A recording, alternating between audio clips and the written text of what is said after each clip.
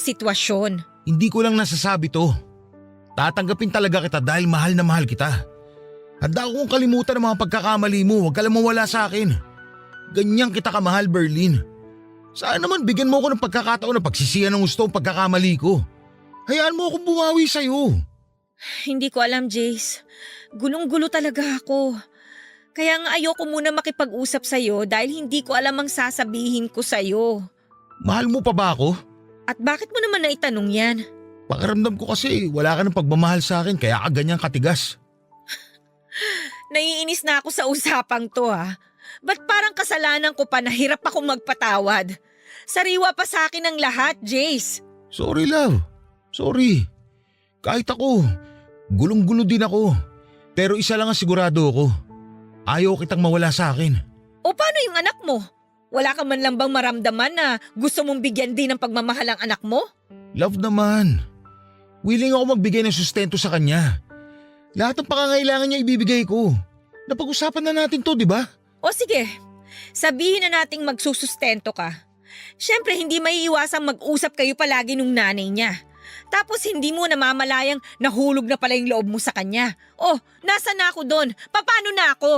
Love, yan ang wag na wag mong iisipin. Alam mo kung gaano kita kamahal. Hindi ko itatapon lahat ng pinagsamahan natin. Hindi ko itatapon yung pagmamahalan natin. Dahil lang sa bago ko palang nakikilala. Siguro mamahalin ko yung bata, pero hindi ang ibang babae. Bigyan mo muna ako ng space. Hindi na ako makahingi. Sabihin mo na madrama ako o maarte. Pero hindi ganun kadali sa akin na tanggapin yung sitwasyon. Na yung lalaking pakakasalan ko nakabuntis ng ibang babae. Kahit ito man lang muna, ibigay mo sa akin, please. Love naman. Tsaka sino nagpapasok nga pala sa'yo dito?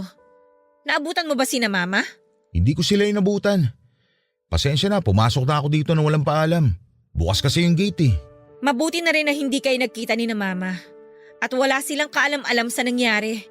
Hindi ko sinabi sa kanila kung anong problema nating dalawa at paniguradong magagalit yun sa'yo. Teka, wala ka bang balak sabihin sa kanila? Hindi ko alam. Pinagtatakpan kita hanggat maaari dahil ayoko magmukhang katawa-tawa sa maraming tao. Kasi parang ang iisipin nila nun, hindi ganun katibay yung pundasyon ng pagmamahalan natin kaya nangyaring lahat ng ito. Ang kahihiyan mo, kahihiyan ko rin. Sorry talaga. Hindi ko talaga ginusto mangyari sa atin to. Love, maayos pa naman natin to, di ba? Bigyan mo nga muna ako ng space. Para maisip ko kung ano ba talaga yung gusto kong mangyari sa relasyon natin, Jace.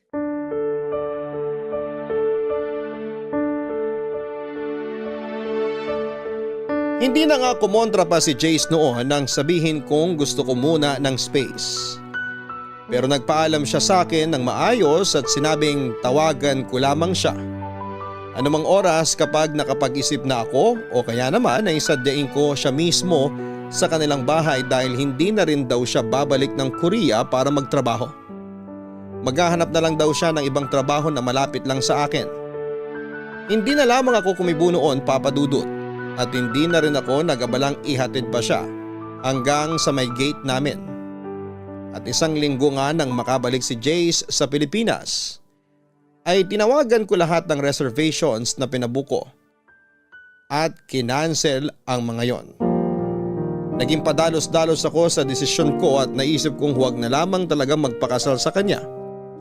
Nawalan na nga rin ako ng ganang pumasok sa trabaho noon at wala akong ginawa kundi ang magmukmok sa kwarto ko, Papa Dudut.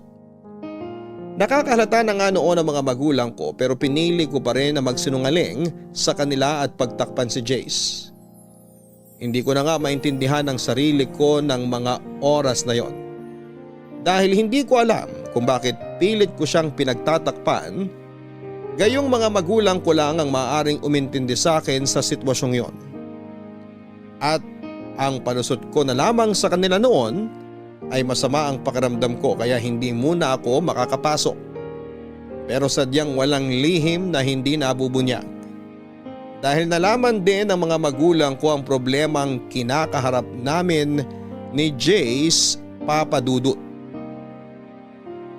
Papadudot, hindi ko alam kung paano at saan nalaman ng mga magulang ko ang tungkol sa sitwasyon namin ni Jace. Pero isang bagay lang ang alam ko. Yon ay napakatindi ng galit nila kay Jace, pero sinabi naman nila sa akin na sakto umano na nandun sila sa bahay nila Jace para sana maghatid ng mga deliver na baboy ay may babae umano doon. Nakausap ni na Jace at nalaman nilang ang babaeng yon ay nabuntis ni Jace habang nasa Korea. Sinabi pa ng mga magulang ko na gustong-gusto nilang saktan at pagalitan si Jace. Pero mas pinili na lamang nilang umalis at huwag nang mag-iskandalo. Agad ko naman silang tinanong kung naroon pa ang babaeng kausap ng mga magulang ni Jace. At sinabi nilang nandun pa dahil pinag-uusapan umano ng mga ito ang tungkol sa bata.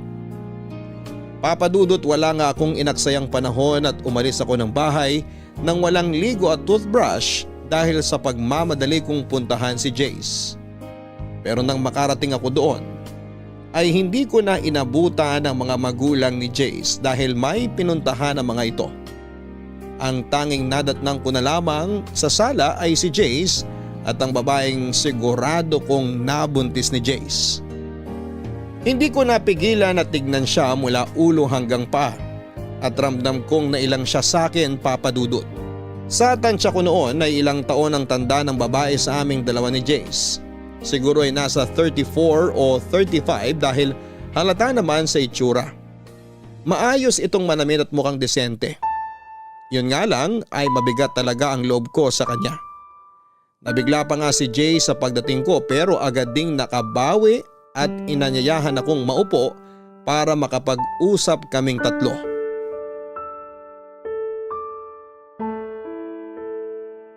Love, halika, maupo ka muna. Mabuti at nandito ka para makapag-usap tayong tatlo ng maayos.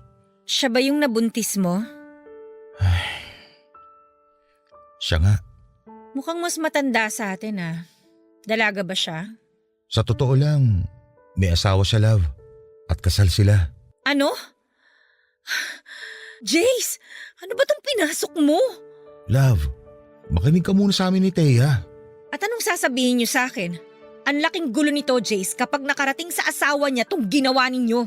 Kaya nga hayaan mo muna kami ipaliwanag sa iyo ang plano namin. Please, Love, pakinggan mo lang kami. Tapos, tsaka ka mag-decide. O sige, magsalita kayong dalawa. Mauna ka na muna, Thea. Sige. Nasabi na naman ni Jace na may asawa ako dito sa Pilipinas. Sa totoo lang, wala talaga akong balak na manggulo sa inyong dalawa. Hindi lang talaga namin inakala na ganito ang mangyayari. Kung bakit naman kasi, kababae mong tao at may asawa, nakikipag-inuman ka pa sa mga lalaki. Wala akong excuse pagdating dyan. Alam kong mali ako sa part na yon at sising-sisi talaga ako. Kaya humihingi ako ng kapatawaran kasi nagulo ko ang relasyon nyo. Hindi mo lang ginulo, nasira mo na rin. Love, please, patapusin mo muna siya. Wala kayong karapatan na mag-demand sa akin kung kailan ako mananahimik at kung kailan ako pwede magsalita. Magsasalita ako kung gusto ko. Mananahimik ako kung gusto ko. Hayaan mo na, Jace. Humihingi uli ako ng tawad sa iyo, Berlin. Alam kong di madali para sa iyo magpatawad. Ayos lang sa akin kahit habang buhay mo na akong di patawarin. Huwag mo lang sanang idamay ang bata sa galit mo sa amin ni Jace. Hindi ba sinabi sa'yo ni Jace ang sinabi ko tungkol sa bata? Sinabi niya sa akin kaya medyo nabawasan ang pag-aalala ko kung sakaling ipapaubaya ko ang bata sa inyong dalawa. Ipapaubaya? Anong ibig mong sabihin? Nagpunta ako rito para ipaalam kay Jace ang bala ko pagkaluwal sa bata. Kaya nga sinabi ko may asawa ko. Mapapatay ako ng asawa ko kapag nalaman niyang nabuntis ako ng ibang lalaki. Gusto ko lang sana na hanggat hindi ko pa naluluwal yung bata, suportahan ako ni Jace mula sa pagbubuntis hanggang sa tuluyan na akong manganak. At kung pwede, dito muna ako hanggat hindi pa ako nakakapanganak. Ano? Dito ka titira? Sa bahay ni Jace? Oo sana. Habang hindi pa ako nakakapanganak, di kasi ako pwedeng umuwi sa amin ng ganito. Wow! Anong akala mo sa akin, tanga? Sa tingin mo maniniwala ako sa'yo? Napanood ko na sa mga palabas yan. Hindi ko inaasahang maniniwala ka sa akin. Kung gusto mo, dito ka na muna para mabantayin mo mga kilos namin ni Jace. Kahit dito na lang ako sa sala matulog, ayos lang sa akin. Hanggang sa makapanganak lang ako. At pumayag ka sa gusto niya, Jace? Actually, hindi lang naman ako, love. Pati sina mama at papa. Nag-decide kayong lahat ng hindi pinapaalam sa akin? Wala man lang humingi ng opinion ko? Love, hindi. Biglaan lang din kasi. Hindi ko naman alam na darating si Teya eh. Eh di sana'y pinatawag mo muna ako, di ba?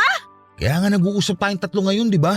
Eh para saan pa't nag-uusap tayo kung nakapag-decide na naman kayong lahat? Ano pang silbi ko dito? Love, please.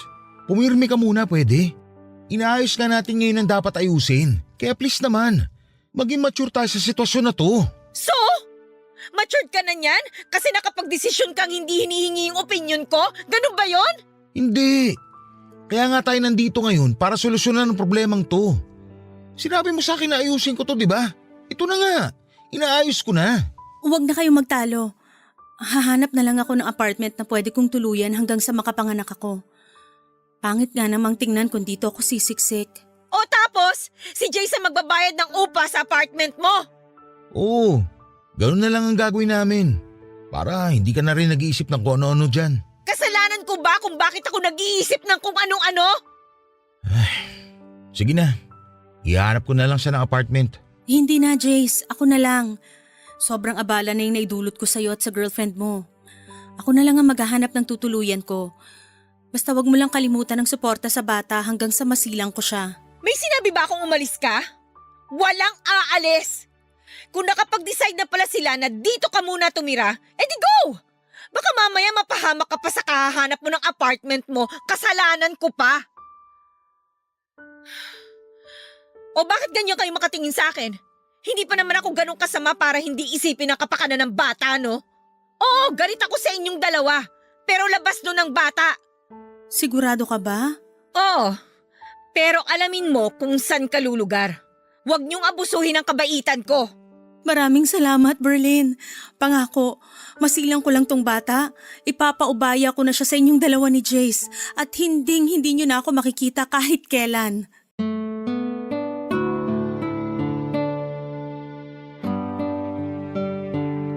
Papadudot, wala na nga akong nagawa kung hindi ang sumang-ayon na lamang sa desisyon ni Jace at ni Teya. Dahil kahit pagbalik ta rin man ang mundo ay dugot laman yun ni Jace. Isa pa'y wala itong kamuang-muang sa pagkakamali ng kanyang mga magulang. At hindi ako masamang tao para hindi isipin ang kapakanan ng sanggol na hindi pa naisisilang. Doon ko rin na-realize na hindi basta-basta ang samahan namin ni Jace para lamang masira ng ganon dahil lang sa isang pagkakamali. Na-realize ko rin ang mga sinabi niya na kung talagang mahal mo ang isang tao ay handa kang tanggapin itong muli kahit na ano pa ang naging pagkakamali nito. Basta bukal sa kalooban nito ang pagsisisi sa pagkakamaling nagawa niya. Papadudot na kahanda akong tanggapin ang bata sa oras na yon. Naisilang ito. Pero hindi ko alam sa sarili ko kung kaya ko ba siyang akuin na parang tunay kong anak. Ngunit susubukan ko. Marami man akong agam-agam sa kung ano ang magiging reaksyon ng mga taong nakapaligid sa amin. Kapag nalaman ang tungkol doon, lalo na ang mga magulang ko ay hindi ko na muna yon iisipin. Ang tanging nasa isipan ko na lamang ng mga oras na yon ay maayos na ang gulo at makapagsimula kaming muli ni Jace. Naging maayos naman ang pagtira ni Teya sa bahay ni na Jace. At totoo sa mga sinabi nito ay tanging masisilungan at suporta lamang ang gusto nito mula kay Jace hanggang sa ito ay makapanganak. Lumipas nga ang ilang buwan at tuluyang nagsinang si Teya ng isang sanggol na lalaki at pinaubaya ito sa aming dalawa ni Jace. Masakit man umano sa kanya na iwan ang sariling anak ay alam naman niyang hindi ito mapapabayaan dahil kasama nito ang tunay na ama. Tulad nga rin ng ipinangako niya sa amin ay hindi na siya muling magpapakita pa. Nang maayos nga namin ang tungkol sa custody ng bata ay nakiusap naman sa akin si Jace na kung maaari ay relasyon naman namin ang aming ayusin.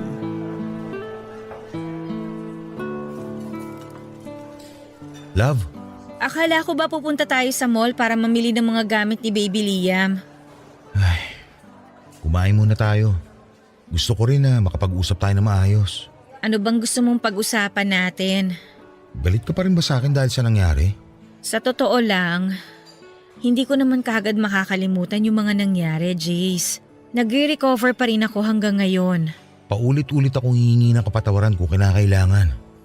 Pero sana matanggap mo ng buong bata ang anak ko. Napag-usapan na natin to, di ba? Oo, hindi madali pero susubukan ko. Dahil wala namang kasalanan yung bata sa lahat ng nangyari eh. Salamat. Pero sana tuloy pa rin ang pagpapakasal mo sa akin. Alam ko mahirap ang hinihiling ko, pero mahal na mahal kita eh. Alam ng Diyos na ikaw lang nag-iisang babaeng minahal ko bukod sa nanay ko. Sobrang mahal na mahal kita kaya handa akong tanggapin kung magagalit ka sa akin. Sumbatan mo ako. Huwag mo lang akong iwan. Kilala mo ako, Jace. Kahit kailan hindi kita natiis. Siguro nasaktan mo ko pero na-realize ko na mas nangingibabaw yung pagmamahal ko sa'yo kaysa sa galit ko. Mas natatakot ako na mawala ka sa akin. Siguro nga tama ka na ito na yung pagsubok na binigay sa atin ng Diyos. Hindi niya tayo bibigyan ng pagsubok na hindi natin kakayanin. Daraanan lang natin ang pagsubok na to. At sisiguraduhin natin hindi na natin to babalikan. Tama. Hindi kita mamadaliin na patawarin ako. Magalit ka sa akin kahit gaano pa katagal. Tatanggapin ko. Sa totoo lang napatawad na kita. Pero hindi mo pa rin may aalis sa akin yung pangamba ko sa kung ano yung mangyayari ngayon na dumating na sa buhay mo si Liam. Wala namang magbabago, love. Dadagdagan lang tayo ng bagong miyembro ng pamilya. Ikaw na magiging nanay niya. Sa tingin mo ba magiging mabuting ina ako sa kanya? Oo naman. Dahil isa kang mabuting tao. Wala akong alam sa pag-aalaga ng bata. Tutulungan naman tayo ng mga magulang ko. Pero maiba ako. Ano palang sabi ng mga magulang mo tungkol sa bagay na to? Wala naman daw silang magagawa at nandito na to. Kailangan lang daw na panindigan at nakakaawa nga yung bata. Nahihiya rin ako sa kanila. Wala na akong mukhang maiharap sa kanila eh. Pero handa akong hingi ng kapatawaran nila. Galit na galit sila. Pero hindi sa'yo. Nagagalit sila dahil sa nangyari. Pangako, gagawin ko ang lahat para mapatawad nila ako. Kahit pa mag-back to zero ako sa panliligaw sa'yo at sa kanila. Hindi mo na kailangan gawin yan. Alam naman nilang mabuti kang tao at naging tapat ka sa akin. Sila na nga rin mismo yung nagsabi na sadyang may mga bagay na hindi natin kontrolado at nangyayari na lang. Pero may kasalanan pa rin ako sa nangyari. Maraming paraan para naiwasan ko sana yun. Jace, tapos na yun. Nangyari na. Hindi na tayo dapat nananatili sa isang bagay na parte na lang ng nakaraan. Maraming salamat sa pag-unawa sa akin. Mahal na mahal kita kaya handa akong tanggapin ka sa kabila ng mga nangyari. Pagpasensyahan mo na rin ako kung may mga nasabi akong hindi maganda sa'yo. Naiintindihan kita, love. Alam ko naman kung bakit mo nasabi ang mga nasabi mo. Dala lang yun ng matinding galit at hinanakit. Oo, pero meron akong mga nasabi na hindi naman talaga dapat. Kaya sorry pa rin. Hayaan mo na yun. Wala na yun sa akin. Ang importante na lang magkaayos tayo. Ayusin muna natin ang dapat ayusin bago tayo magpakasal. Pumapayag ka na magpakasal sa akin? Ay, ano bang magagawa ko? Mahal na mahal kita eh. Pero unahin muna nating mapabinyagan si Liam. Ang problema, paano natin ipapaliwanag sa lahat kung kaninong anak yon? Kawawa naman siya kung palalabasin nating inampun lang natin siya. Ayos lang ba sa'yo kung sabihin ko sa kanilang anak ko si Liam? Walang problema sa akin. Mas ayoko naman na itago mo siya.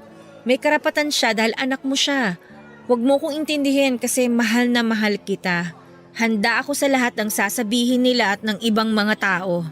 At kung talagang totoong tao sila at kaibigan sa atin, hindi nila tayo huhusgahan.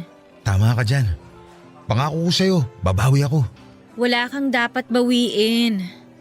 Ang mabuti pang gawin natin, ibuhos natin lahat ng kalinga at pagmamahal kay Liam dahil ikaw lang ang magulang niya ngayon. Bakit sa tono mo parang ako lang ang magulang niya? Ikaw na ang nanay niya ngayon. Hindi naman kita pipiliting magpakananay sa kanya eh. Subukan mo lang.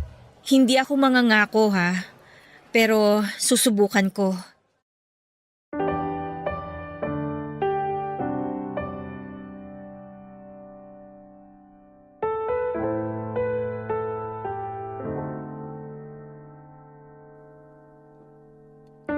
Papadudot, pinabinyagan nga namin si Baby Liam at pinaalam sa lahat ng mga kakilala na tunay na anak yun ni Jace.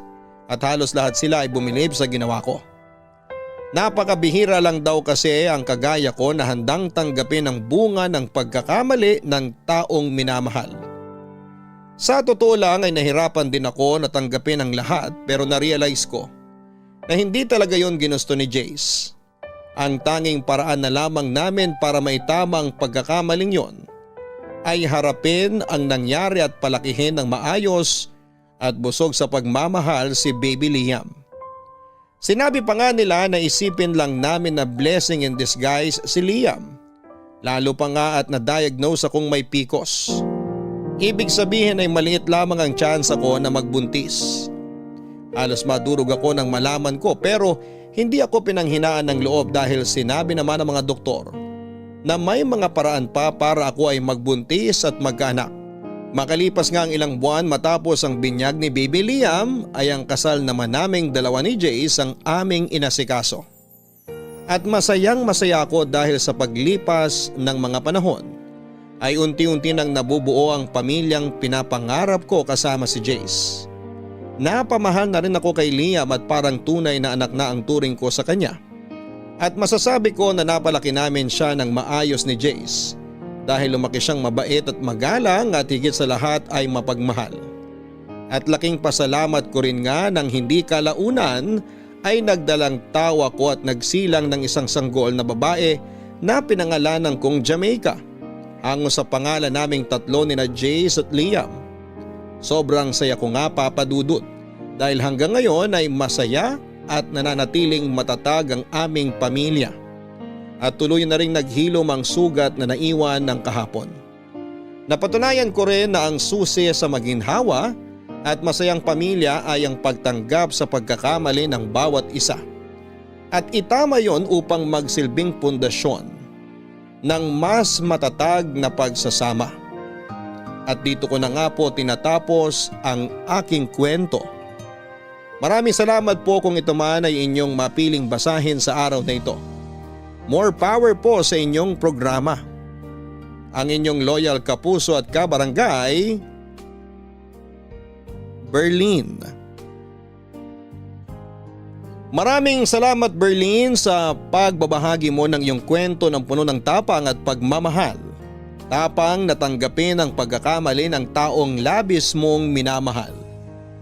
Sa buhay ng tao ay napakaraming beses na maaari tayong magkamali. Ngunit marami rin namang paraan upang maitama natin ang pagkakamaling yon. Bagamat mahirap nga ang magpatawad at tumanggap ng pagkakamali, ay lagi sanang manaig sa atin ang pagmamahal. Nang sa gayon ay maibigay natin ang pagpapatawad at pagtanggap na nararapat para sa kanila.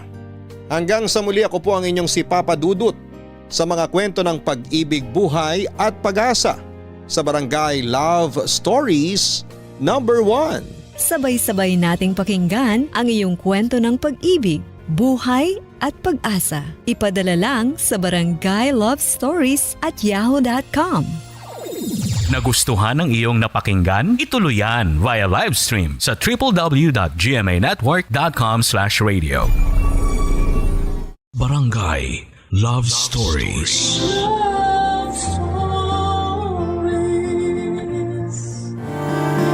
Sa panahon ngayon, mas minadali na ang bawat transaksyon dahil sa internet. Isang pindot lang ay mabilis nang dumarating sa ating pinto ang bawat pangangailangan natin. Marami ang umaasa na tulad nito ay sana'y ganun lang din kadali ang makahanap ng love life. Ikaw, kapuso, may napala ka na ba sa kaka-online shopping? Dear Papa Dudut, hello po sa inyo. Ako po si Almira, 27 years old at may sekreto po akong sasabihin sa inyo. Isa po ako sa mga naa-addict ngayon sa online shopping. Opo, tama po ang narinig ninyo. Halos lahat na ng kailangan ko sa buhay ay ino-order ko na online. Kaliwat kanan ang pag-a-add to cart at pag-check out ko Sa mga bagay na minsan ay kailangan at minsan ay mga gamit na nabubudol akong bilhin. Sobrang convenient po kasi nito dahil hindi mo na kailangang lumabas at makipila pa para lamang bumili ng gamit. Papa Dudut, hindi ko inakala na sa pag-add to cart ko lang din pala mahahanap ang mailap na love life na matagal ko nang hinihintay. Bago ko po simulan ang kwento ko sa inyo ay babahagi ko muna ang buhay ko. Mag-isa akong nakatira ngayon sa isang apartment sa Mandaluyong, Papa Dudut. 20 years old pa lamang ako noon ay bumukod na ako sa pamilya ko. Hindi kasi naging maganda ang tahanang kinalakhan ko, Papa Dudut. Isa po akong bastarda o sa madaling sabi anak po ako sa labas. 10 years old lamang ako noong makulong ang nanay ko matapos mag-amok dahil lulong sa droga. At dahil wala nang ibang mag-aalaga sa akin ay kinupkop ako ng tatay ko at dinala sa bubong kasama ang totoo nitong pamilya.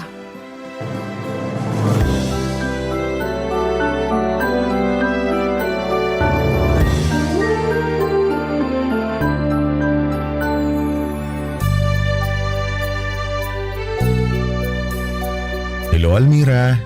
Hello po. Bakit hindi mo pa ginagalaw yung pagkain mo? Di ka ba nagugutom? Hinihintay ko po si Mama eh. Baka po umuwi na siya ngayon. Maghahati kami sa pagkain ko. Alam mo ba kung saan nagpunta ang mama mo?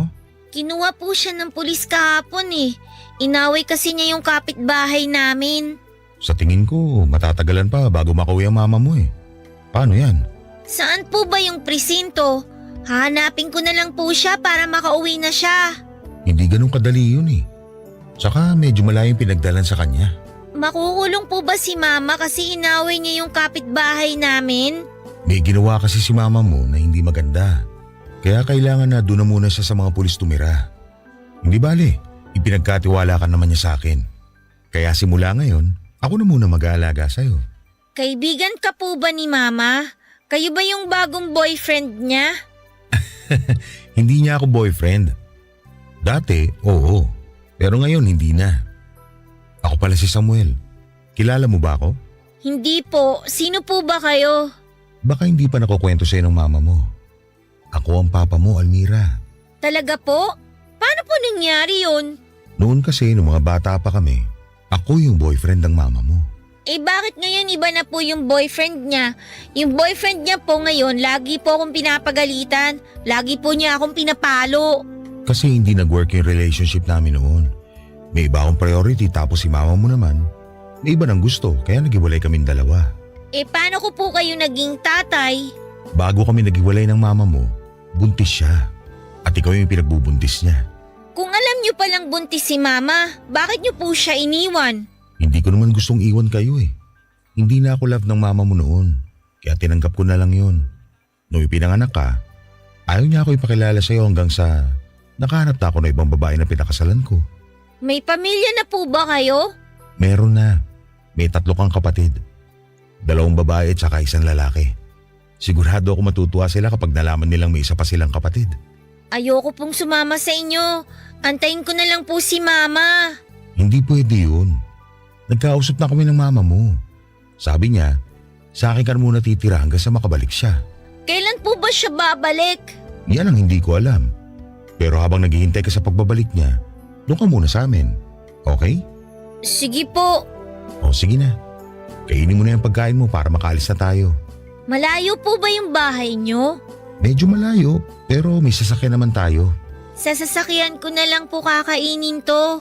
Pwede naman. Ano, alis na tayo? Excited na ako ipakilala ka sa mga kapatid mo.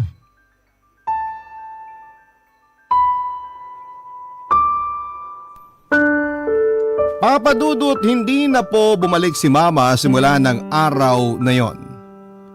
Doon na po ako tumira sa pamilya ni Papa kasama ang bago kong pamilya. Kumpara sa dati naming bahay na pinagtagpi-tagping plywood at yero ay maganda at maayos ang bahay nila Papa. Akala ko noon ay gaganda na ang buhay ko simula noong lumipat ako kina Papa yun pala ay mas lalala pa ang naging buhay ko sa kanila. Sa katunayan ay parang kahawig nga ng buhay ni Cinderella ang naging buhay ko, Papa Dudut. Meron po akong dalawang evil stepsister at isang evil stepbrother na sinamahan pa ng isang evil stepmother. Sa kanilang lahat ay si Papa lang ang masaya sa pagiging parte ko ng pamilya nila. The rest ay itinuring na akong sampid na parang peste sa kanilang pamamahay. Tuwing nasa trabaho si Papa ay ginagawa akong katulong ng stepmom ko. Ako ang naglalaba ng mga damit nila, ako ang nagluluto ng pagkain nila at tagahugas at tagalinis ng buong bahay. At puro ako lamang yon, Papa Dudut. Okay lang naman sa akin dapat yon dahil nasanay na akong magbanat ng buto kahit bata pa lamang ako dahil wala rin namang kwenta ang mama ko noon. Ako na ang bumubuhay sa sarili ko kaya sanay na ako sa mabibigat na mga gawain. Ang hindi ko lang kinaya ay ang panlalait nila sa akin. Inaalila nila ako at itinuturing na mababa pa sa pinakabababang uri ng insekto. Lahat ng yon ay sinolo ko na lamang habang tumatanda ako. Alam ko naman kasi kung saan ako lulugar, Papa Dudut. Anak lamang ako sa labas at wala akong karapatang magreklamo dahil nakikitira lamang ako sa kanila. Ayoko na sa aking magsimula ang gulo dahil mabait ang tatay ko at ayokong sirain ang pamilya niya. Kaya naman sa pagtanda ko ay sinanay ko na ang sarili ko sa pang-aalipusta sa akin ng step family ko, Papa Dudut.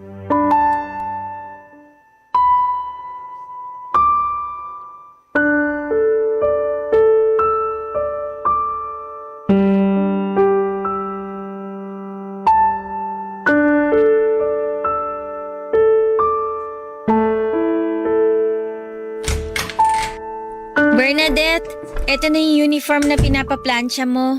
Ang tagal mo! Kanina ko pa yan hinihintay. Late na ako sa klase ko eh. Sorry ha, pinagsaing pa kasi ako ng mama mo eh. Ano? Hindi ka pa nakapagsaing? Huwag mong sabihin hindi ka pa nakapagluto ng breakfast. Meron na, nakapaghanda na ako. Kumakain na nga sila sa baba eh. Ikaw nagiging batugan ka na. Dapat automatic na yung pagpaplansya mo ng mga damit namin.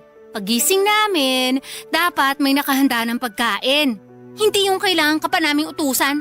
Tagal-tagal mo nung nakatira dito, hindi mo pa rin alam ang ginagawa mo. Araw-araw ko namang ginagawa yan. Ngayon lang na hindi ko nagawa kagad kasi tinanghali ako ng gising. Kasi naman, feeling anak ka na ngayon. Porke mabait sa'yo si Papa, nagbubuhay prinsesa ka na. Tandaan mo, anak ka lang sa labas. Kailangan mong pagtrabahuhan lahat ng pinapakain namin sa'yo. Alam ko naman yun. Simula nung unang tapak ko pa lang sa pamamahay na to, alam kong hindi na ako tanggap sa pamilyang to. Hindi mo ako gusto na nandito ako. Ikaw, ang mga kapatid mo, pati na yung mama mo. Alam ko lahat yun. Ramdam ko ang galit nyo sa akin. Hindi nyo na kailangan pang sabihin. Aba malamang! Anong inaasahan mo? Tanggapin ka namin with open arms? Sinong tanga naman na magkakagusto makasama sa iisang bubong ang kapatid nila sa labas? Bakit ba galit na galit kayo sa akin? Hindi ko naman ginusto maging anak sa labas ah. Hindi ko naman pinilit ang sarili ko na tumira dito. Si Papa yung kumupkup sa akin. Siya yung nagdesisyon na kunin at alagaan ako. Alam mo kung bakit galit na galit kami magkakapatid sa'yo? Kasi ikaw ang dahilan kung bakit hindi na katulad ng dati ang pagsasama nila Mama at Papa. Simula nung dumating ka rito, hindi na maganda ang relasyon nila. Lahat ng yun, kasalanan mo. Para kang anay na nagsusumiksik sa buhay namin at unti-unting sinisira ang pamilya namin. Huwag mong ipasa sa akin ang mga kakulangan ng nanay mo. Sa totoo lang, kung ako si Papa, mawawalan din ako ng gana sa nanay mo. Biruin mo, hindi na nga siya marunong magluto. Pati panty niya, ako pa naglalaba. Hindi na ako magtataka kung ba't ganyan ang kinalabasan ninyo. Wala ring kwenta. Anong sabi mo? Gusto mo ulitin ko? Wala kayong... Ikaw ang walang kwenta! Walang saysay ang buhay mo tulad ng nanay mong drug addict! Bawiin mong sinabi mo! Huwag mong madamay-damay ang mama ko dito! At bakit hindi? Totoo naman na addict ang nanay mo eh. Hindi ba na-extend pa ang bakasyon niya sa kulungan? Kasi pati doon nagpupuslit siya ng drugs? Wala kang karapatang husgahan ng mama ko dahil hindi mo siya kilala. Wala akong tayong kilalanin ng mga taong basura tulad niyong mag-ina. Sumusobra ka na ha? Huwag mong hintayin maubos ang pasensya ko sa'yo. Bakit? Anong gagawin mo? Lalaban ka? Wala kang laban sa akin! Anong wala?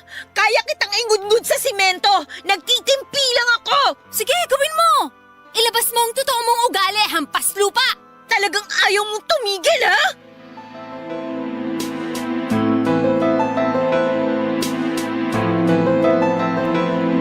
Papadudot na uwi sa sabunutan ng tagpong yon at simula ng araw na yon ay naisip kong kailangan ko nang umalis sa malaimpyernong bahay na yon. Alam kong matagal na nila akong gustong palayasin doon kaya lagi nila akong sinusubukan. Ang hindi nila alam ay mas mahaba pa sa Great Wall of China ang pasensya ko. Kaso nga lang ng araw na nagkasagutan kami ni Bernadette ay sumabog na lamang ang galit ko na ilang taong ko ring kinikimkim. Nadismaya sa akin si Papa noong nalaman niyang basag ang bibig ni Bernadette dahil sinuntok ko ito. Pinagkaisahan ako noon, Papa Dudut, kaya ang ginawa ko simula ng araw na yon ay naghanap na ako ng trabaho at nag-ipon ako ng pera. Wala po akong tinapos. Hindi ako nakapag-aral dahil mas priority noon ni Papa ang 3 kong kapatid. Naiintindihan ko naman siya at wala akong sama ng loob sa kanya. Malaki na ang pasasalamat ko sa pag-aruga niya sa akin noon. Kahit gusto ko pa noong makasama si Papa ay nagpaubaya na lamang ako. Nang makaipon ay umalis ako sa kanilang poder at nagpakalayo-layo na. Wala mang pinag-aralan ay sinikap kong buhay ng sarili ko ng mag-isa. Kung saan-saan ako nag-work at tumira para lamang buhayin ang sarili ko. Mahirap ang simula ng pagiging independent ko, Papa Dudut, pero masaya ako. Nasa wakas ay nakalaya na ako mula sa pang-aabuso ng mga taong inakala ko noon ay magiging pamilya ko na. Barangay Love Stories. Barangay Love Stories. Papa Dudut, sa paglayo ko mula sa mga taong umaruga sa akin ay doon ko lang napagtanto na sobrang hirap palang mamuhay mag-isa. 20 years old lamang ako noon, pagod ang kapalit ng pagkakaroon ng kalayaan para mabuhay ay kailangan ding kumayod. Pero kahit na ganoon ang nangyari ay wala akong pinagsisisihan sa naging desisyon ko. Ganon na nga po ang ginawa ko, Papa Dudut. Mas gugustuhin ko pa ang araw-araw na mapagod sa kakatrabaho kesa magpakapagod para sa mga taong kailanman ay hindi naman ako itinuring na kamag-anak. Hirap man ay sinubukan kong tumayo sa mga sarili kong paa for 5 years ay hinarap ko ang mundo ng mag-isa. Kung saan saang trabaho ako lumipat hanggang sa makapasok ako sa pag-call center. Doon na po nagsimulang magkaroon ng balance ang buhay ko. Doon na nagsimulang umayos ang bawat araw ko. Papadudod sinanay ko ang sarili ko na huwag mag-depend sa ibang tao. Bawat pangangailangan ko ay ako ang nagpo-provide. Bawat problemang dumarating ay ako mismo ang nagbibigay ng solusyon. Total ay nakasanayan ko naman na simula bata pa lamang ako, ay maasahan ko na ang sarili ko at hindi na bago sa akin ang ganong klase ng setup. Lalo na nang dumating ang pandemic, malaki ang pasasalamat ko sa Panginoon dahil hindi ako gaanong naapektuhan nito. Hindi ako gaanong naghirap noon, Papa Dudut, dahil may sarili akong ipon. Pagdating naman sa trabaho ay nakakapag-work from home ako, kaya tuloy-tuloy pa rin ang natatanggap kong sahod. Hindi rin naging problema na mag-isa lamang ako sa apartment dahil sanay na akong walang pamilya, walang kaibigan at walang kausap. Masaya na ako noon sa panonood ng mga drama online at eto na ang naging libangan ko ng ilang taon. Lalo na noong na-discover ko ang pag-online shopping.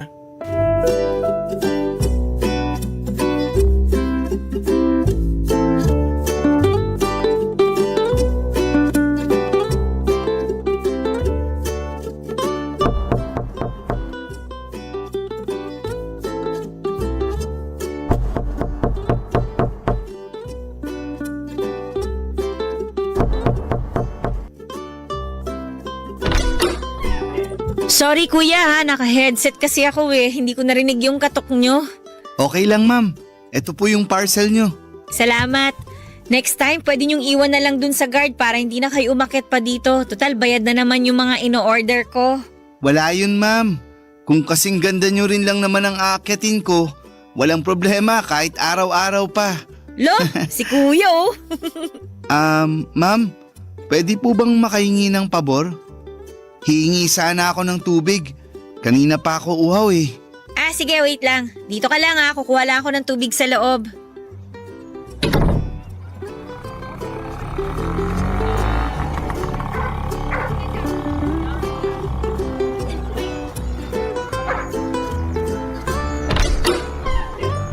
Heto tubig, pasensya na hindi malamig ha.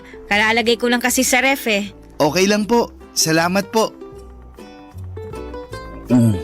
Mukhang napagod ka sa pagdi-deliver ah. Opo hindi ko kinaya ang init. Pangatlong araw ko pa lang kasi sa trabaho kaya naninibago pa lang ako. Bago ka lang?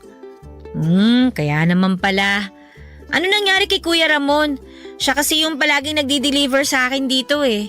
Si Kuya Ramon ba? Nag-resign na yun. Lumipat sa ibang delivery service. Mas mataas daw sahod. Ay, totoo ba? Tapos ikaw ang pinalit? Ganun na nga po. Sayang naman. Kilala na kasi ako nun eh. Alam na niyang ginagawa sa mga parcel ko. Lagi siguro kayong order ng order no? Kaya pati delivery rider, kilala na kayo. Oo, since nung pandemic, nasanay na ako na dinideliver lahat ng pinamimili ko. Bawas hassle din kasi tsaka alam mo na, may virus pa kaya mas mabuti na yung maingat. Tama po kayo dyan. So, simula ngayon, ikaw na magdi-deliver sa mga parcel ko? Opo ma'am, dito sa area nyo ako nakatoka. Di ikaw na ang palagi ko makikita niyan. Kung madalas kayong umorder ng gamit online, malamang palagi nga tayong magkikita niyan. Mas mabuti siguro kung magpakilala na ako sa inyo. Rex pala pangalan ko.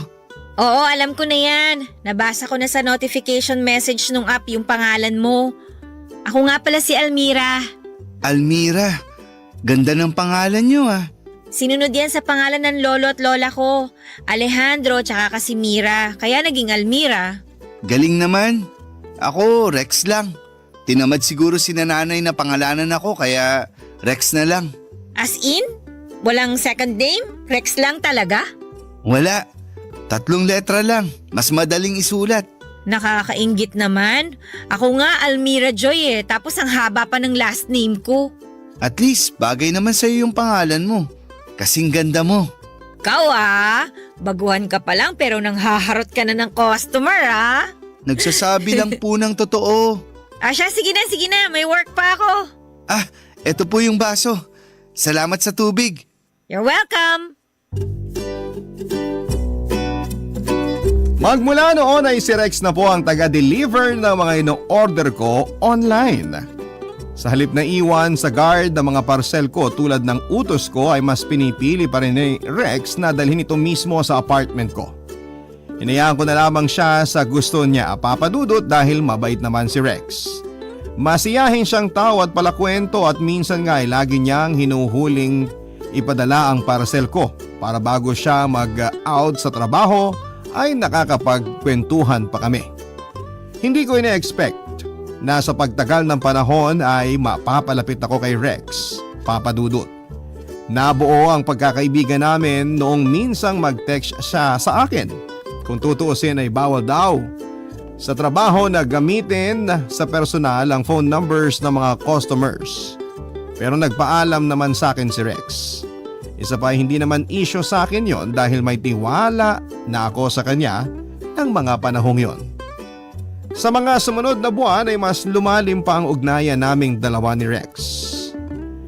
Noong lumuwag na ang restrictions sa bansa natin dahil sa banta ng COVID ay nagkikita kami hindi lang bilang customer at delivery rider kundi bilang magkaibigan. For the first time ay nagkaroon ako ng taong masasabi kong naging malapit sa akin. Isang tao na nakapagbibigay ng ngiti sa aking mga labi. Isang tao na kaya kong respetuhin at tratuhin ng maayos. Hindi nga naglaon ay nagsimulang manligaw sa akin si Rex, Papa Dudut.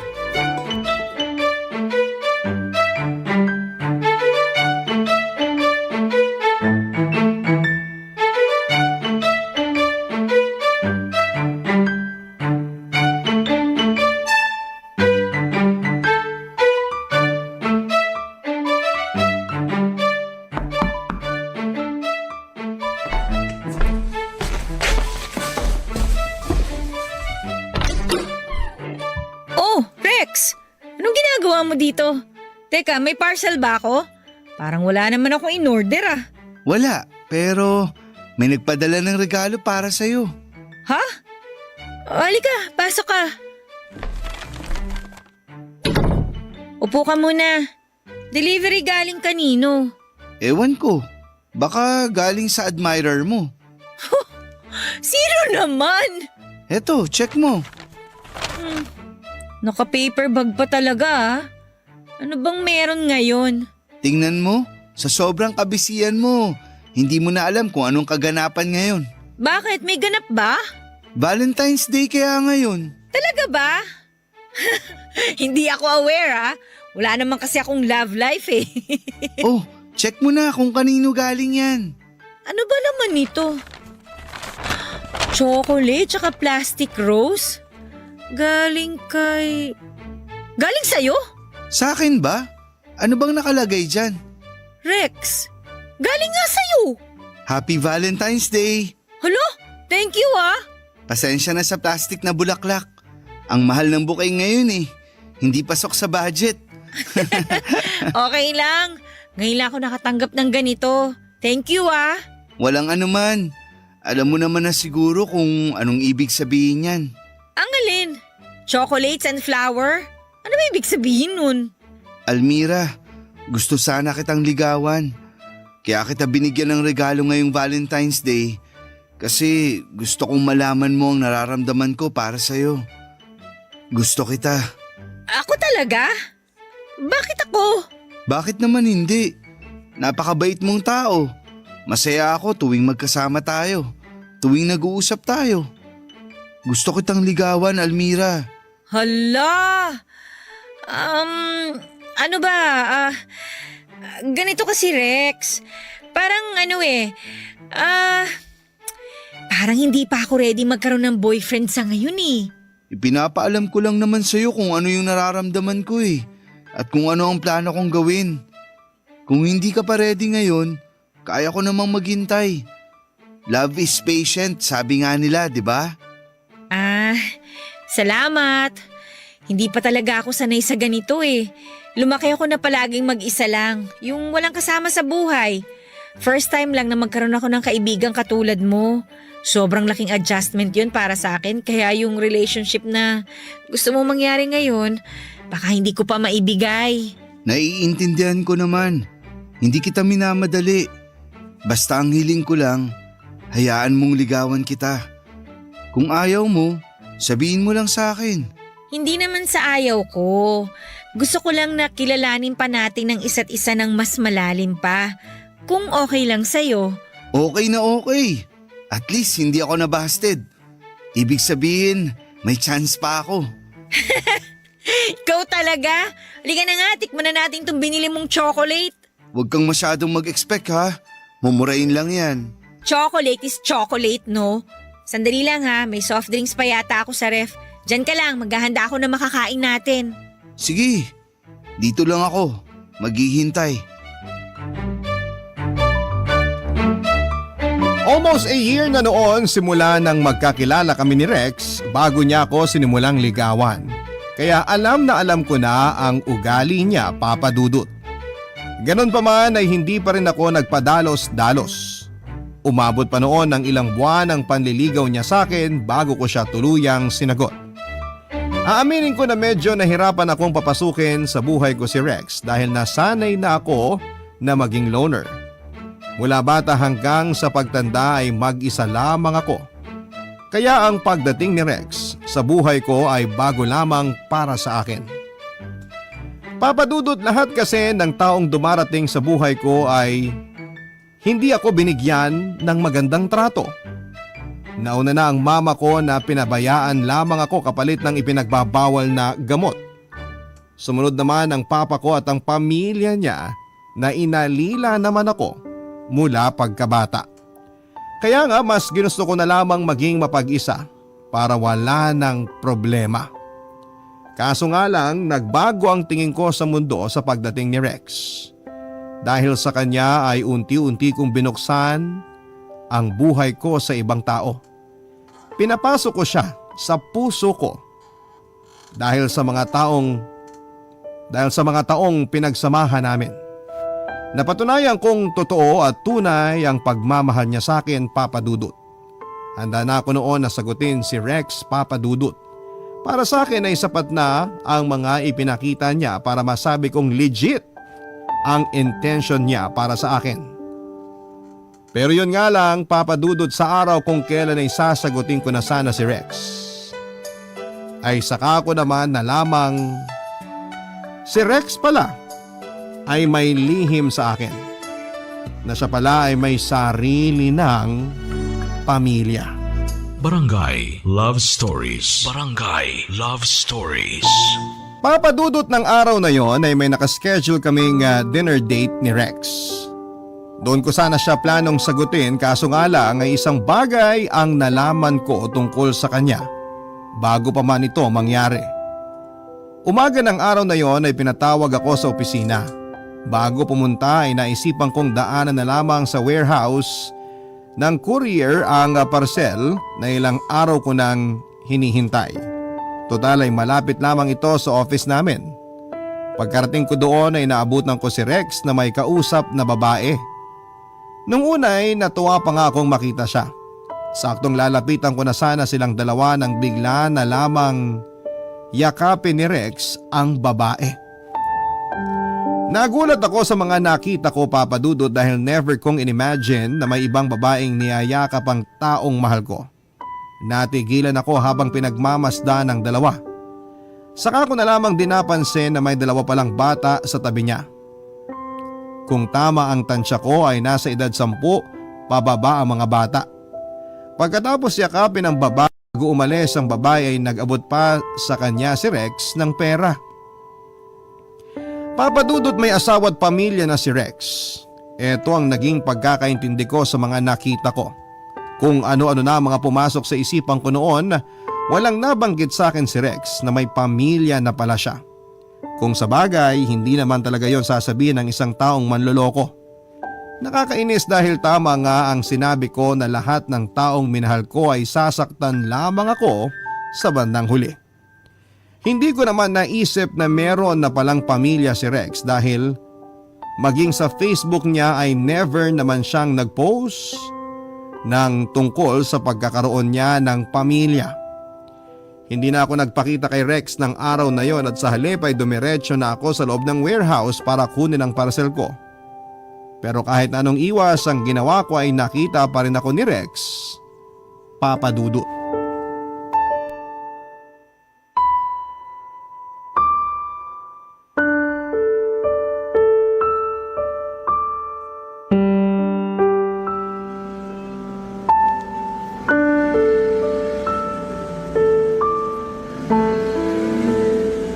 Almira? Almira! O Rex, nandito ka pala. Wala ka bang delivery? Sinusort pa nila yung mga i-deliver ko. Anong ginagawa mo rito? Binibisita mo ba ako? Hindi. Kukunin ko lang yung parcel na ilang araw nang hindi na di-deliver. Ganun ba? Huwag kang mag-alala. Ako na maghahanap. Dadaling ko na lang mamayang gabi sa date natin. Wag na, hinahanap na nila yung parcel ko. Okay. Ba't pala bis na bis ka? Papasok ka ba sa opisina nyo? Ang dami mo naman tanong. Wala ka bang trabaho? Mamaya pagalitan tayo dito kapag nakita ka ng boss mo nakikipagchismisan sa akin. Mababait mga tao rito kaya ayos lang. Walang magagalit. Kaya naman pala pati babae mo dinadala mo rito no? Ha? Ano ulit yun? Wala. Sabi ko magtrabaho ka na dyan. Ayoko makaabala. Ang sungit naman. Hindi yata maganda gising mo ngayon Hindi ka nag-breakfast no, kaya ka ganyan. Ay, alam mo kung bakit ako ganito? Kasi may nakita ko. Anong nakita mo? Sino yung babaeng kayakap mo kanina? Nakita mo yun? Sino yun? Asawa mo? Girlfriend? Nililigawan mo rin ba katulad ko? Okay, relax lang. Huwag mong pairalin ang galit mo. Mag-i-explain ako. Ay, yung nakita mo kanina, si Laura yon. Ex-girlfriend ko siya. Sinasabi ko na nga ba eh. Teka, hintayin mo muna ako matapos. Kung totoo ngang ex mo yon, bakit nakikipagkita ka pa sa kanya hanggang ngayon, ha? Heto na nga, mag-i-explain na nga eh. Pakinggan mo muna kasi ko. Ganito kasi yun. Si Laura, ex ko nga, di ba? Nakalive-in ko siya dati. O tapos? Tapos, nagkaroon kami ng 2 anak. Kaso, hindi rin nagtagal yung pagsasama namin, kaya naghiwalay din kami. Bakit kayo naghiwalay? Hindi na niya ako gusto. Nakahanap siya ng ibang lalaki. Naghiwalay kayo ng ganun-ganun lang? Ano pa nga bang magagawa ko kung ayaw na sa akin ng tao? Alam nga namang ipaglaban ko pa pinagtutulakan na nga ako. Hindi ko naman sinasabing ipaglaban mo yung relasyon nyo ng babae. Yung mga anak mo, iniwan mo na lang basta?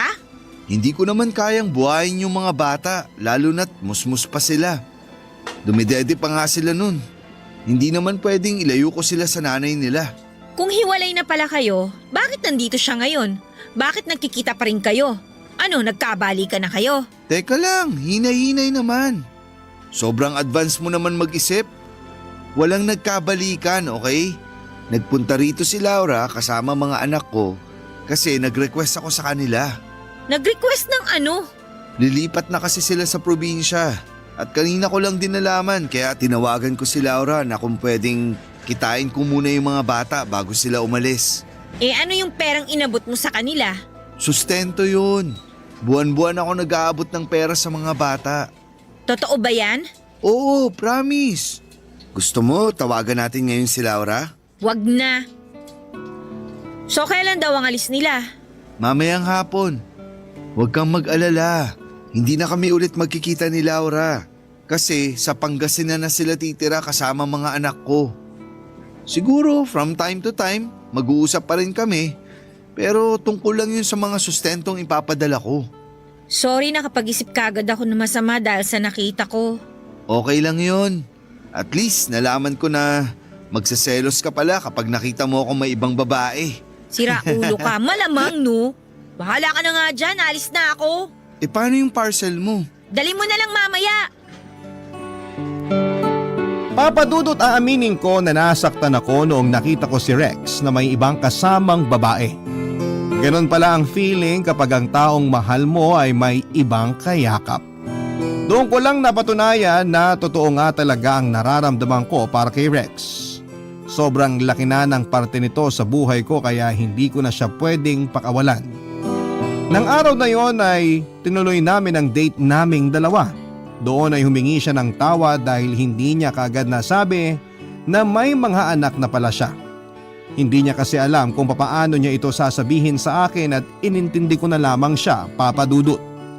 Kahit nagkaroon kami ng kaunting misunderstanding ay sinagot ko pa rin siya ng gabing yon. Patungkol naman sa ex ni Rex na si Laura ay napag-usapan na namin ito ng maayos. Wala na talaga silang ugnayang dalawa pa maliban sa mga updates at sustento patungkol sa kanilang anak. Hindi ko naman na ito ginawa ng issue pa, Papa Dudut, dahil malaki ang tiwala ko kay Rex. Isa pa, sa halip na si Rex ay ako na mismo ang kinokontak ni Laura kapag nagbibigay siya ng balita sa mga anak nila.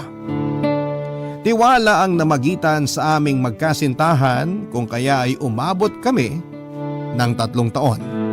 Last year lang ay tumira na kami ni Rex sa isang bubong, Papa Dudut. Sa pagsasama namin sa isang bahay ay mas nakilala pa namin ang isa't isa. At doon nga ay mas tumibay pa ang pagsasama naming dalawa.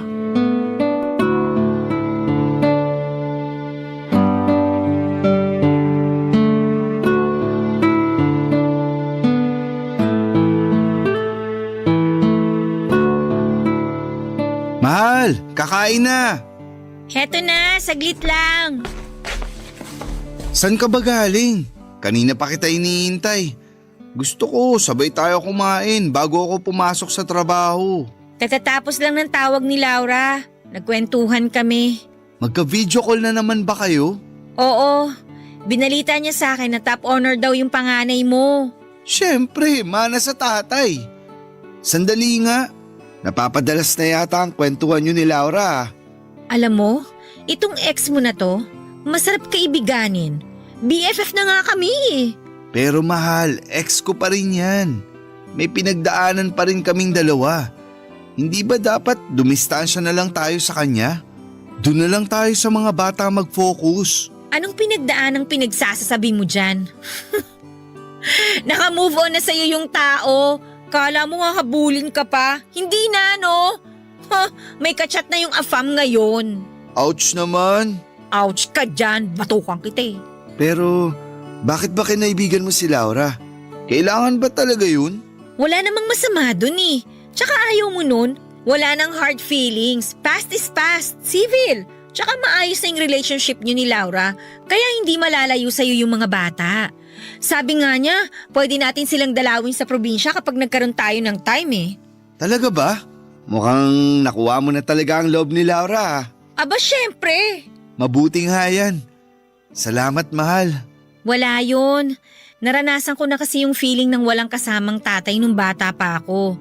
Tapos nung nakasama ko naman yung papa ko, hindi naman maganda yung trato sa akin ng pamilya niya. Ang pangit ng experience ko na yun at ayokong mangyari yun sa mga anak mo. Kaya ginagawan ko ng paraan na magkaroon sila ng magandang relationship sa inyong mga magulang nila. Tsaka syempre sa akin na rin na matatawag na rin nilang stepmother, di ba? Stepmother? Oo! Si Laura mismo nagsabi sa akin yan. Na-open ko kasi sa kanya yung tungkol sa co-parenting. Willing naman daw siya doon. Tsaka isa pa, kung ako lang din daw naman yung mag-aalaga sa mga bata kapag nasa poder mo sila, mas mapapanatag siya. Pwede raw akong tumayo bilang second mom nila. Akalain mo yun? Ganun na kalalim ang pagkakaibigan yung dalawa? Kapag open-minded kasi ang isang tao, hindi imposibleng mangyari yun. Kung titingnan mo nga naman, ako na girlfriend mo at ang ex mo magkaibigan, parang hirap paniwalaan no? Pero kung pareho namang totoo at tama yung ugnayan ninyo, hindi malabo mangyari yun. Tutal, napag-usapan na natin ang tungkol sa pagiging magulang. Anong plano mo? Ayaw mo pa bang maging nanay ng magiging anak natin? Hoy, nagmamadali! Enjoyin muna natin yung current life natin. Bata pa naman tayo eh. May time pa tayo para gawin yung mga gusto nating gawin. May oras pa tayo para abutin yung mga pangarap na gusto nating abutin. Para nang sa ganun, kapag feeling na natin na accomplished na tayo, tsaka na tayo mag-settle down. Okay, desisyon mo yan. Ikaw ang masusunod. Pero kapag nagkaanak tayo, anong gusto mo? Babae o lalaki? Ano nga ba? Parang mas gusto ko ng babae. Mas madaling alagaan, madaling turuan, tahimik tsaka hindi magulo. Ikaw, anong tingin mo? Ako, gusto ko naman ng lalaki. May 2 babae na ako eh. Kahit ano, pwede sa akin. Masaya na ako kung ano man or ilan man ang magiging anak natin. Pero sa ngayon, huwag mo na yan ang isipin mo. Masyado kang advance eh. Ang problemahin natin, itong ulam natin na malamig na. Sandali nga, initin ko muna. Ikaw kasi, dami mong kwento eh. Eto na, iinitin na po. Papadudot kong noon ay nasanay akong mag-isa lamang, ngayon ay may kasama na ako sa buhay, walang iba kundi si Rex. Maliban sa kanya ay nagkaroon din ako ng mapagkakatiwalaang kaibigan sa katauhan ni Laura na hindi ko inaasahang mapapalapit sa akin. Masaya po ako na may kasanggana ako sa buhay, meron na akong makakapitan at may tao nang nagpapasaya at nag-aalaga sa akin. Hanggang ngayon ay patuloy pa rin sa pagiging delivery rider si Rex sa mas lumalaki pang industriya ng online shopping.